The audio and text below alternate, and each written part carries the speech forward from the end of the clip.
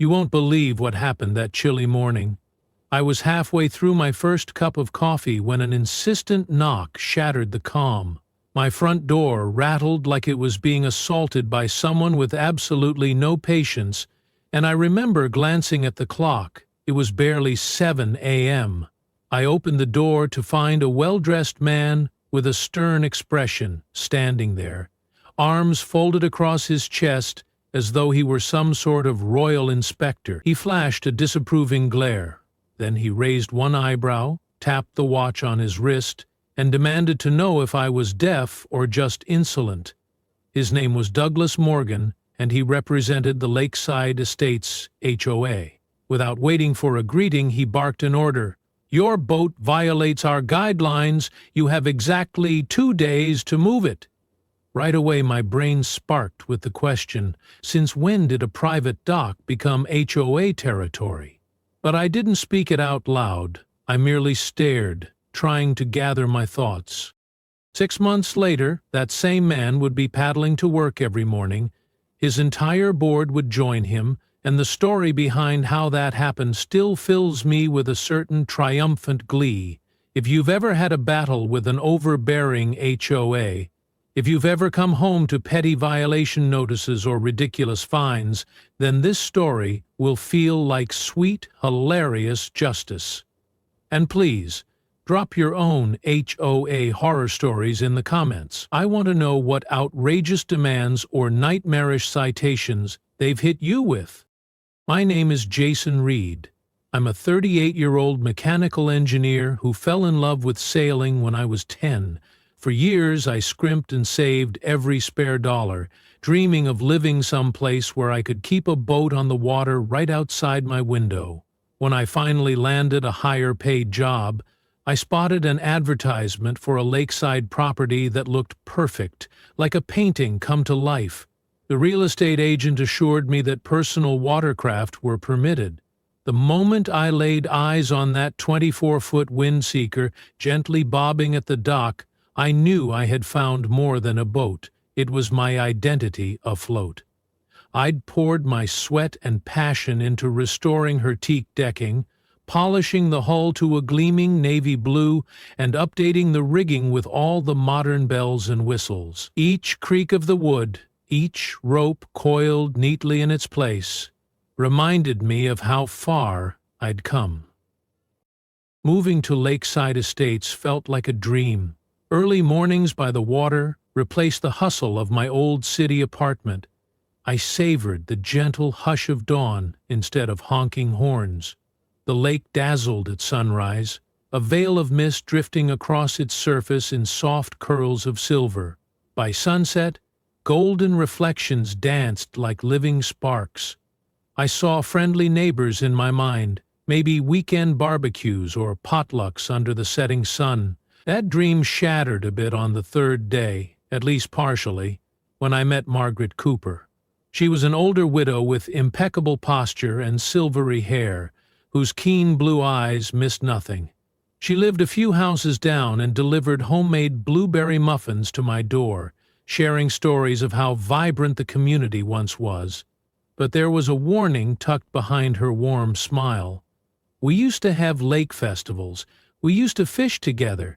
Then Douglas Morgan took over," she whispered. "He wants to turn this place into his personal fiefdom. Be careful." I had no idea how serious her caution was until the following morning, when I stood face to face with Douglas himself. At 7 a.m., he showed up on my property, tapping that expensive watch, eyebrows furrowed. He introduced himself with a clipped tone that suggested he expected my immediate compliance. The boat, he insisted, had to be removed or face substantial fines. According to him, a new rule was coming down that prohibited docking watercraft for more than 24 hours. Curiously, I'd perused the HOA documentation thoroughly. There was no mention of such a regulation, and the real estate agent had confirmed it was permissible. I calmly mentioned these details. He simply replied, "Well, that's changing at our next board meeting.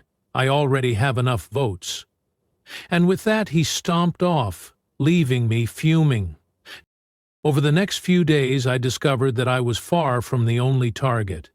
Houses that didn't align with Douglas's vision, particularly folks who weren't part of his social circle, received friendly reminders about upcoming regulatory changes. Meanwhile, his friends happily docked their flashy speedboats, apparently immune to any restriction. I strolled the streets with my phone, snapping pictures of every docked vessel, cross-referencing addresses with rumored fines. The pattern was blatant. Those in his clique were left alone while the rest of us got harassed. My new friend Margaret explained how various families, like the Johnsons and the Rodriguezes, had been driven out through endless violations that practically made living there unbearable. She also revealed something astonishing, an old map from 1978 showing that the lake was city-owned rather than private. That meant the HOA had no authority over my dock, or anyone else's for that matter. For some reason, the official narrative had been twisted over time to suggest the HOA controlled the shoreline. That discrepancy would become my secret weapon. Douglas scheduled a board meeting that was little more than a theatrical presentation, with him at center stage. He hammered through a PowerPoint of cluttered lake photos from totally different neighborhoods, proclaiming lakeside estates would suffer that fate if we allowed personal boats to linger. Despite a thin turnout, likely because the meeting was held at an awkward time, a handful of residents raised concerns. I was one of them. I stood up. I pointed out the double standard of punishing some boat owners but letting others anchor as they pleased. He brushed off my arguments with condescension. We have to do what's best for our community, he insisted, emphasizing our lake. The vote passed almost effortlessly, 6-1. The single dissenting voice came from Olivia Ramirez, a relatively new board member who later told me she was uneasy about the legality of the whole thing. Afterwards, I confronted Douglas and mentioned the existence of that old city map. His face darkened. He scoffed at my claim, saying the HOA had done all the necessary research. Then, with a dismissive sneer, he turned to leave. I decided not to budge. My boat would remain anchored by my dock, and I quietly began assembling documentation. I dug into public records, talked to people at City Hall, and corresponded with anyone who had a horror story. It seemed Douglas had become adept at manipulating the board, promising little perks or turning a blind eye to certain infractions to secure their loyalty. He'd even promised to help one board member get expedited approvals for a kitchen remodel. Another was assured the HOA would reimburse her for landscaping projects. None of that was in any official budget, of course. 1 week after the meeting, a formal violation notice arrived in my mailbox, demanding $500.00 for leaving my boat in clear violation of a new rule that wasn't even officially updated in the bylaws. Furthermore, it threatened towing if I failed to comply within 48 hours. The letterhead screamed intimidation. I ignored it. The next morning, right on schedule, a tow truck rumbled down my street. Through the window, I saw Douglas standing outside, arms folded like a king about to watch a public execution. I called the local police and the city's public works office, referencing that 1978 map. The tow truck driver, looking conflicted, came over to me to hand over some paperwork. I calmly explained that the lake was city property and that removing my boat without a legal basis would constitute theft. While I spoke, I could see the tension on his face. He didn't want to get entangled in a lawsuit or arrested for taking something he wasn't authorized to remove. Within half an hour, an officer arrived from the local precinct, along with a representative from Public Works. They confirmed what Margaret and I had uncovered. The lake was public, meaning the HOA had zero authority to tow or fine me. Douglas's face twisted with anger. He sputtered something about confusion in old paperwork and threatened that the board would handle this. But that day the tow truck left empty-handed. My boat stayed exactly where it was. If he thought that would stop me from pushing back, he was mistaken. In the days that followed, I documented everything. I typed up a running log of interactions, scanned in every letter, and kept records of which houses were cited for violations and which were mysteriously exempt. Margaret provided additional contexts. Apparently, Douglas had manipulated records to assert that the lake was private so he could institute maintenance fees. Those fees were suspiciously high, but no one ever saw actual maintenance being done. The money trail intrigued me. I found references to a shell company called Lakeside Maintenance Services, LLC, receiving funds for shoreline upkeep, yet no sign of real work. The plot thickened when I learned that one of the beneficiaries of those checks was in fact Douglas's brother. That smelled like embezzlement, and if proven, it could dismantle his entire operation. Soon, rumors flew around the neighborhood. People whispered about me, half expecting I'd cave in to pressure or be forced to move away. Instead, I teamed up with a few other residents who also disliked being bullied. We formed an informal group to gather evidence. Olivia Ramirez offered to share board meeting minutes that seemed to contradict official statements Douglas made. The deeper we dug, the more it became clear that this so-called president had turned the HOA into his personal money machine. But we needed a decisive moment to expose him. That moment arrived at the next HOA meeting, held in the swanky community clubhouse that had recently been remodeled with equally questionable budget allocations. This time, more neighbors showed up. My story of the attempted boat towing had spread, stirring people's curiosity about what else the board might be doing behind closed doors. Douglas stood at the front, maintaining an air of authority, flipping through slides that tried to paint the new no-boat regulation as essential. I politely asked for permission to speak, then unveiled a neat stack of documents. First, I highlighted the city records and the map showing public ownership of the lake. Then, I moved on to the bank statements. One by one, I pointed to large sums allocated under Aquatic Management Services. I asked if anyone in the audience had seen divers cleaning the lake, specialized contractors working on aquatic plant removal, or any visible sign of this management. The room fell silent. He tried to cut me off. I insisted on continuing. I explained how Lakeside Maintenance Services, LLC, existed only on paper, and how the checks written to that LLC were signed by Douglas himself. The hush gave way to murmurs. People started connecting the dots. That's where our increased HOA dues had been going. Douglas attempted damage control by calling me a rabble-rouser or claiming that environmental protocols required those fees. The meeting descended into chaos as other residents stood up, furious, demanding answers. Eventually, Douglas banged a gavel, proclaiming the session ended, and practically fled from the podium. But we all knew the lid was blown off now. The city had an interest in investigating, especially since public funds might also have been misappropriated along the way. Shortly afterward, I heard from an acquaintance at City Hall that Douglas was pushing for an official transfer of lake ownership to the HOA, essentially trying to rectify that 1978 record by greasing some palms. He had a golf buddy on the city council who might help. This infuriated me, so I kept digging.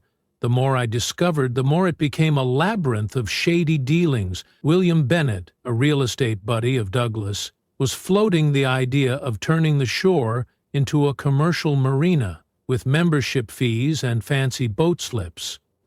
That explained the urgent push to ban private boats. If you eliminate personal docks, you can sell or lease expensive, exclusive docking spaces once you officially control the water.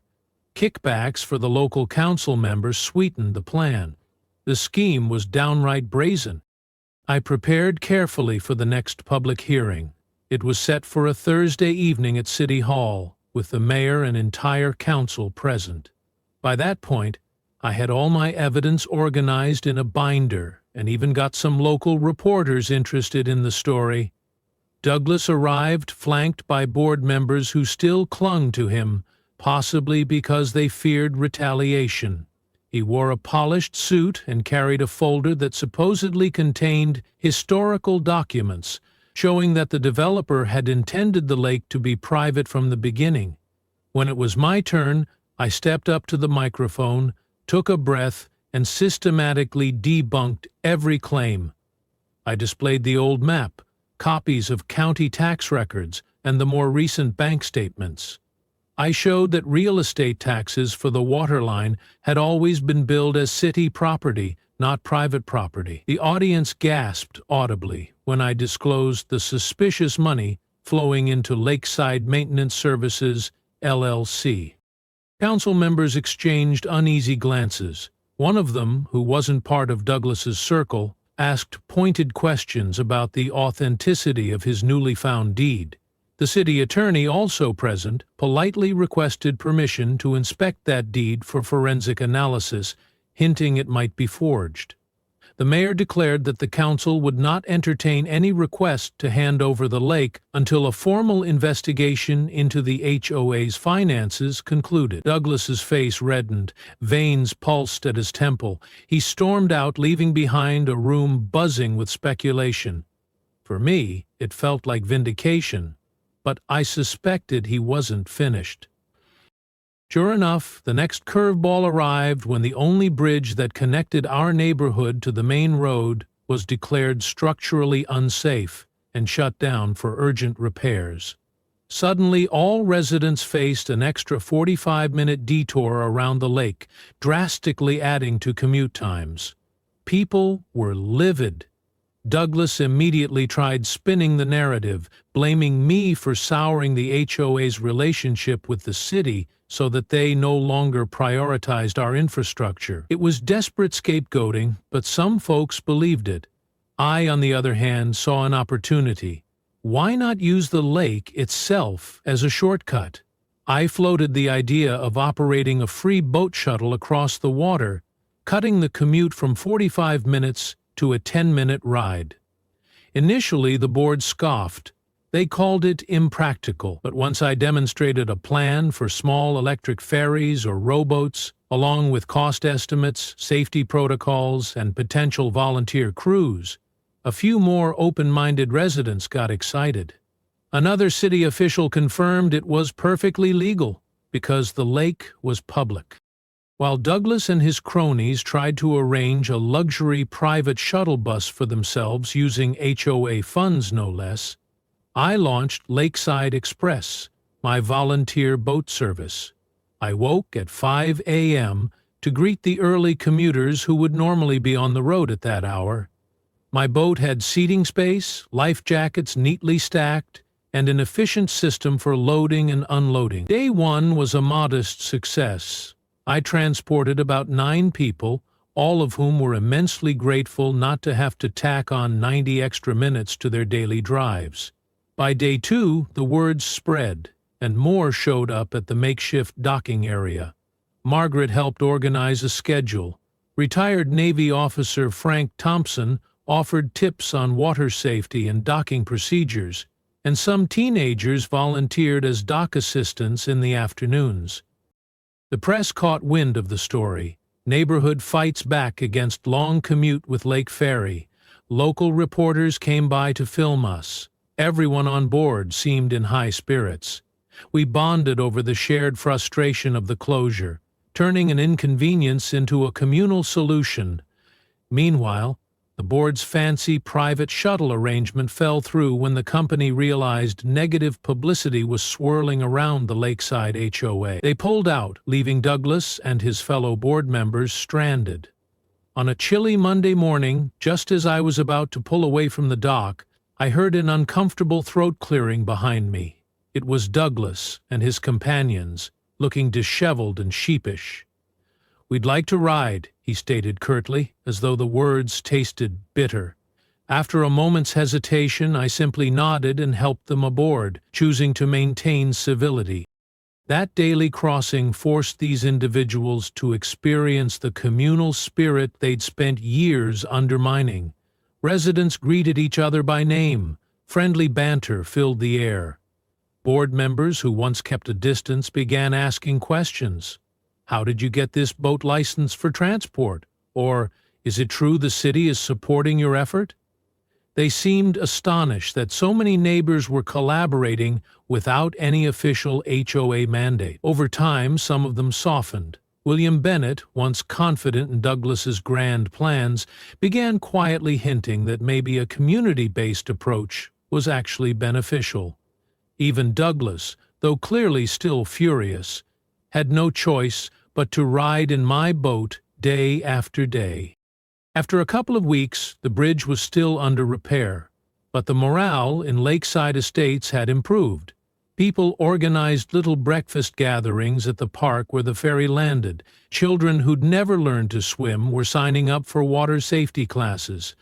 It was as if the lake was reclaiming its original purpose, a public, shared resource that brought everyone together. Local TV stations continued their coverage, focusing on the positive angle, a community uniting in the face of adversity. Meanwhile, an uncomfortable tension simmered beneath the surface, especially whenever Douglas was around. Finally, he requested a private conversation. We met at a small lakeside cafe. He tried to project confidence, but his eyes flickered with exhaustion. "Jason, how can we resolve this conflict?" he asked. "I'd hate to see the neighborhood divided." He suggested that if I dropped my opposition to certain board measures, they might in turn overlook any boat concerns in the future. It was a blatant attempt at a backroom deal. I calmly told him I had no interest in personal exemptions. I wanted the HOA to be transparent and to respect the law. At that, he lost his composure. "You have no clue what you're dealing with," he hissed, then stormed out. The next day, a petition circulated among residents demanding a new election for the entire board, supervised by an independent agency to ensure fairness. Douglas, realizing his days as undisputed ruler were numbered, tried to rally supporters. He mailed out glossy flyers warning that inexperienced leadership would degrade property values, turning Lakeside Estates into a chaos zone. But by then, the boat fiasco, the suspicious finances, and the forced commute had all soured his reputation. My neighbor Margaret bravely stepped up as a candidate for the presidency, backed by an alliance of older residents, newcomers with families, and even some moderate folks who simply wanted harmony. We campaigned on a platform of open budgeting, regular community events, and proper adherence to the bylaws. People attended our informal gatherings, spoke about how they envisioned a better neighborhood, and left feeling hopeful. The night before the election, Douglas made a last-ditch move. He produced yet another historical document, claiming the original developer had bequeathed the lake to the HOA. This time, the city attorney instantly flagged anomalies in the notary stamp and the signature, raising serious suspicion of forgery. Simultaneously, the local district attorney's office, prompted by the evidence I shared, began an official inquiry into HOA funds. The morning of the election was electric. Dozens of residents lined up early at the clubhouse, determined to cast ballots. Douglas hovered near the entrance, trying to make small talk, but the hush that greeted him spoke volumes. When the tallies were announced, Margaret won by a landslide. Almost the entire board was replaced by fresh faces. The old regime, led by Douglas, was thoroughly ousted. That same afternoon, investigators visited Douglas's home with questions regarding misused HOA money. Over the next few weeks, details leaked out, tens of thousands of dollars unaccounted for, checks written to family members for maintenance that never happened. blatant conflicts of interest in the proposed marina project. Official charges followed, and the story became a local media sensation. People who once feared his wrath stepped forward, corroborating the shady deals. Meanwhile, Lakeside Estates blossomed under new leadership. Margaret reached out to the city, forging a partnership to improve the shoreline for recreational use. We saw new public docks, a carefully managed fishing area, and scenic pathways. Families gathered for monthly cleanup events, forging friendships that transcended property lines or social circles. The youth sailing classes I offered free of charge took off. Children discovered the thrill of harnessing the wind, and parents beamed with pride watching their sons and daughters navigate the gentle waves. On the day the repaired bridge reopened, we held a small festival, celebrating not just the convenience of restored access, but the transformation of our community's spirit. Food trucks rolled in, local musicians played by the water, and kids squealed with delight whenever they spotted fish jumping. I stood on the dock, soaking in the sounds of laughter and gentle waves, recalling how everything had begun with that early morning confrontation about my boat. It felt like a distant memory, overshadowed by the warmth that now infused Lakeside Estates. Douglas, no longer residing here, had been forced to sell his once prized mansion. Rumor had it that it was purchased by a philanthropic group, intending to convert it into a community center. The plush dock he once reserved solely for his speedboat would become a free kayak launching area open to all residents. That twist brought a smile to everyone's face, the ultimate irony that his fortress of exclusivity was turning into a communal hub. Even the local press called it poetic justice. In the subsequent months, charges against Douglas and several associates led to plea bargains and restitution agreements. The funds misappropriated from the HOA began to trickle back, and the new board allocated them toward real improvements that everyone could benefit from. Better lighting, safer playgrounds, updated landscaping. Before long, our little corner of the world became known not for petty infractions or bureaucratic bullying, but for neighborly goodwill and cooperation.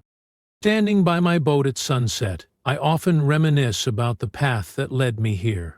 I still can't believe how a simple love of sailing exposed this elaborate scheme. Sometimes Margaret visits, and we share a quiet chuckle over how that egotistical man once banged on my door, convinced he could do whatever he wanted, only to end up forced into a rowboat he never wanted to touch. And I'll forever remember how the entire board begrudgingly paddled to work. It serves as a testament that standing your ground, backed by facts and community unity, can topple even the most entrenched local tyrants. If anyone out there is facing a bully HOA, take heart. Document everything. Know your rights, find allies who share your concerns, and never underestimate the power of persistence. Perhaps you too can transform your neighborhood from a place of intimidation into a genuinely welcoming haven, where a quiet morning on the dock is an invitation to live freely rather than a chore policed by a self-portent official. And if you have your own experience with overreaching HOAs, please tell us about it. Who knows, your story might be the spark that encourages another person to question unfair rules and stand up for what's right. With the new board in place, Lakeside Estates continued to evolve. We replaced arguments about fence colors with discussions on how to fund a bigger communal garden, or which families might need a helping hand. Once a month, we held open forums so residents could propose ideas. We revived the annual fishing derby, introduced a farmers market on weekends, and made sure everyone was heard. The local media loved this saga of redemption. Their articles read like a fairy tale, praising the unstoppable spirit of ordinary people who challenged corruption. Naturally, the aftermath left me with a deeper appreciation for the importance of engaged citizenship. I learned that turning a blind eye to minor injustices can lead to more outrageous abuses down the line. Whenever I catch the flutter of sails on the horizon, I smile. It reminds me that freedom doesn't come automatically. Sometimes you have to fight for it, even if that fight begins with a single boat tethered to a dock. And yes, to this day, that boat remains in its rightful place, bobbing cheerfully, a silent witness to everything that happened. I know some folks wonder if I have any regrets, if the stress was worth it. But I see the ripple effect of what we accomplished every time a neighbor kayaks across the lake at sunrise, or a group of kids plays hide-and-seek near the public dock. I see the open smiles at our potlucks, where nobody worries about petty citations or arbitrary fines. The petty tyranny we dismantled has given way to genuine camaraderie. So if you ever feel powerless against an HOA's intimidation tactics, recall this story. Remember how an entire board ended up paddling across the very water they tried to claim. Recall how a community recognized its collective strength. Laws and bylaws can be twisted by those who cling to authority, but with perseverance, accurate information, and a shared commitment to fairness, you can prevail. And if you're still unsure, well, just picture a group of fancy, self-important officials waking up at the crack of dawn, forced to step into rowboats and endure the gentle teasing of neighbors who are more amused than annoyed. Then you'll understand precisely why I never moved my boat. If you enjoyed this saga, or if it struck a chord, don't forget to share your own experiences or tips in the comments. We're building a network of informed homeowners who refuse to be browbeaten by unscrupulous HOAs. After all, there's nothing more satisfying than seeing power-hungry bullies realize they can't run roughshod over ordinary citizens forever. I still recall that initial confrontation as though it happened yesterday. The look of absolute arrogance on Douglas's face, the way he jabbed a finger at my windseeker like it was some blight on the landscape. He believed he could snap his fingers and watch everyone scramble to accommodate him. But the crucial turning point was when I decided not to roll over. Instead, I asked questions, took pictures, filed documents, and discovered that this pristine lake was in fact for all of us. The knowledge that the shoreline didn't belong exclusively to the HOA changed everything. From that point on, the twisted illusions he'd spun began to unravel. And unravel they did. The suspicious transactions linking him to shell companies couldn't remain hidden forever. With enough light shined on them, they collapsed like a house of cards. In the end, Douglas stood isolated, forced to rely on the community spirit he had tried so hard to quash. Watching him step onto my boat that morning, tight-lipped and visibly annoyed, was a moment I'll never forget. Sometimes poetic justice arrives in a battered rowboat, carrying a sobering reminder that the illusions of power can sink faster than you'd expect. Today I glance around and see families proudly docking small sailboats, canoes, or paddleboards along that same shoreline. The sense of unity is incredible. Weekend regattas have popped up, all organized by volunteer committees. Children laugh as they learn to tie knots or find the best fishing spots along the bank. Even folks who prefer solid ground appreciate the improved walking paths and new picnic areas. That transformation stands as the legacy of a conflict that, at times, seemed daunting, stressful, and downright infuriating. The journey from threatened homeowner to community advocate was neither short nor simple.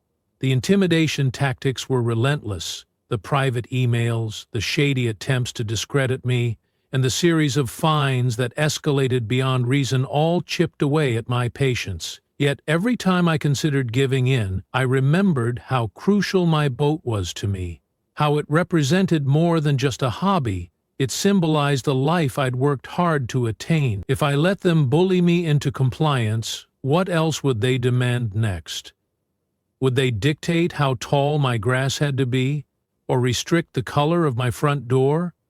Where would it end? That motivation carried me through night after night of combing through legal documents, city ordinances, and dusty archives. Each newly uncovered piece of evidence brought me a step closer to the truth, and that truth galvanized other residents who'd long suspected foul play but hadn't possessed the energy or resources to fight. Once the door opened, an outpouring of stories came from neighbors who'd faced impossible harassment, multiple citations each month, threats of liens on their homes, or rude letters attacking their decor choices.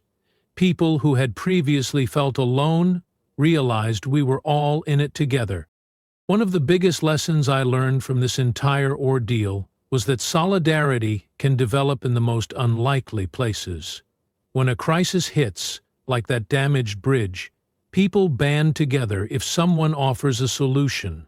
My boat shuttle idea might have been a small gesture at first, but it ended up forging connections among families who had never even said hello before. And ironically, it also connected the board members to the rest of us, forcing them to see the neighborhood from a less privileged vantage point. By the time the city completed bridge repairs, it was already too late for Douglas's fear campaign to take root again. The narrative had shifted. Lakeside Estates was no longer about a small group of bureaucrats dominating the conversation. It was about neighbors coming together to adapt and thrive. You might ask if I ever confronted Douglas directly after the investigation concluded, or if he apologized. I never got a formal apology from him, but I did see regret in his eyes when he left the final board meeting, flanked by county officials. Perhaps he realized that greed and manipulation had robbed him of genuine friendships, not just his position of power. He once bragged about building an exclusive paradise around that lake. Ironically, what emerged in the wake of his downfall was a real paradise, one open to everyone, a place where people care more about helping each other than policing minor aesthetic preferences. When you come to Lakeside Estates now, you'll see a large sign near the entrance. Welcome to Lakeside Estates, a true community. The sign is relatively new, installed by the revitalized HOA to reflect our transformation. Tourists sometimes visit to catch a glimpse of the fabled place where an HOA scandal turned into a triumph of togetherness. Local shops have little postcards showing a family paddling happily along the still water with the tagline, "Sailing into a better future." I've even heard talk of turning the entire story into a short documentary featuring interviews with key players. Margaret, Olivia, Frank, and maybe even me. Part of me hopes Douglas might appear on camera to explain what he was thinking, though that might be too optimistic. Whenever I tie off my boat now, I think back to that first morning when he ordered me to move it, how determined I was to hold my ground, uncertain if I could really change anything. But we all have that power, especially if the cause is just and the facts are on our side. Maybe not every conflict with an HOA board ends in comedic reversal, with the antagonists forced to row across the very waters they tried to commandeer, but this one did, and it serves as a testament to how quickly illusions of control can crumble when good people stand firm. I hope this journey resonated with you. If you suspect your HOA of unfair practices or want to push back against arbitrary rules, remember the strategies that worked here. Document everything, share knowledge with neighbors, appeal to local authorities when laws are being broken, and never be afraid to gather signatures or request new elections. The final image of Douglas scowling, paddle in hand, crossing that lake each morning is forever burned into my memory, and it always makes me smile.